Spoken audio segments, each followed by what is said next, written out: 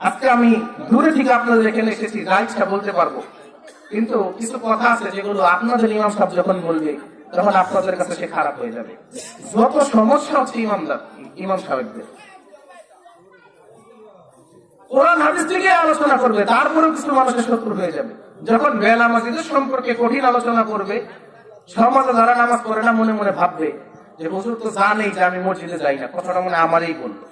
আবার যারা বিড়ি সিগারেট খায়, সমাজে সকলেই জানে যে এরা বিড়ি সিগারেট জর্দা খায়।